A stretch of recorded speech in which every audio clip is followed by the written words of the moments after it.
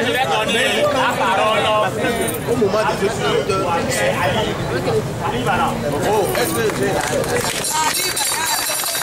Camarades, salut.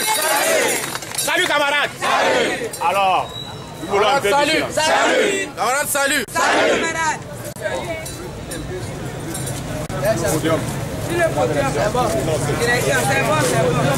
Merci beaucoup.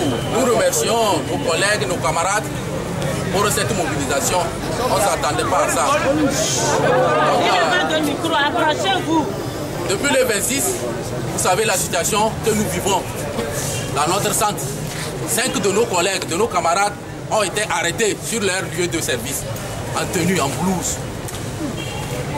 Soit pour une disparition d'un appareil que le surveillant a pris soin de venir avertir la direction. On s'attend à une procédure administrative normale, mais subitement, à notre grande surprise, c'est une descente musclée qui s'est faite. On a embarqué nos camarades. Ils ont passé 2 nuits là-bas. Donc, sincèrement, c'est suite à ça.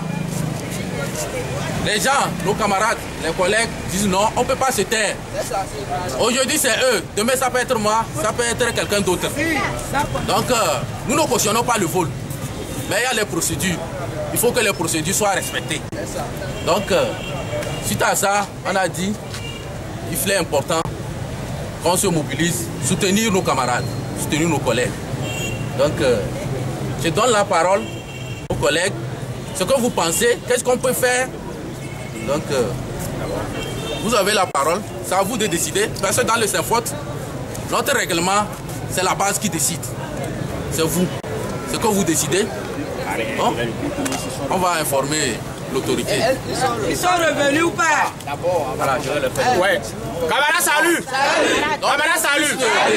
Je donne la parole au président du Saint-Faute local. Merci. Docteur Boumé. Camarades, salut. Salut. Camarades, salut. Salut. Camarades, salut. Salut. Comme le secrétaire du bureau local du Saint-Faute vient de le dire, nous avons été surpris le 26 août 2014 par une intervention musclée des agents de la gendarmerie nationale au sein même du bloc opératoire central de notre institution. Et ceci fait suite à une disparition de moniteur d'anesthésie dont le surveillant de ce bloc opératoire a fait cas à l'administration compétente. Nous avons été surpris par cette intervention pendant que notre camarade était en fonction, pendant qu'il était dans sa tenue de fonction, pendant qu'il était encore dans ses titres de surveillant du bloc opératoire et qu'avec 4 de ses collègues, il puisse être emporté de cette manière, sans qu'aucune convocation préalable ne soit adressée, sans qu'aucun interrogatoire au sein de notre institution ne soit fait d'avance. Et le motif pour lequel ils ont été pris ce jour était juste de les interroger.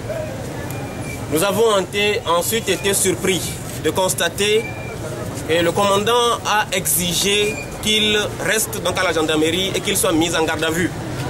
Alors que préalablement il était admis qu'ils allaient juste être interrogés et retrouver leur lieu.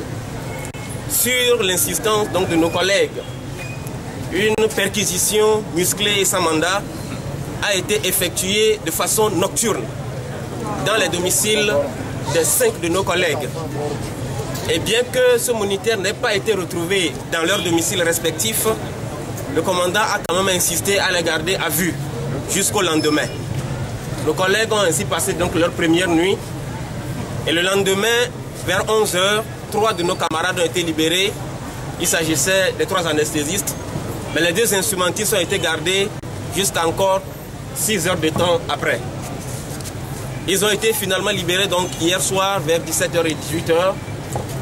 Devant cette situation, nous avons voulu ce matin être ici pour vous insister sur un certain nombre de points. D'abord, le Saint-Faute ne cautionne jamais le vol et ne le cautionnera jamais. Et dans nos règlements, si un jour nous découvrons un voleur dans nos rangs, nous serons les premiers à le bannir et à le rayer des rangs du Saint-Faute. Nous n'allons pas cautionner le vol et nous avons toujours œuvré ensemble pour que tout vol ici soit clarifié et que les auteurs soient sanctionnés comme la loi le réclame. Nous avons donc été surpris de constater cette intervention musclée et nous constatons, nous nous demandons est-ce que nous sommes encore en sécurité.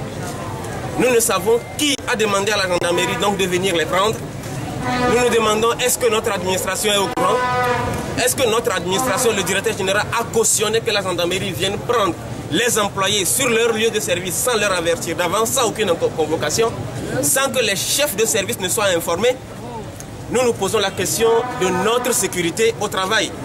Nous nous posons la question, est-ce que notre administration est en train de nous livrer entre les mains de la gendarmerie ou bien quelle est cette manière de régler le problème?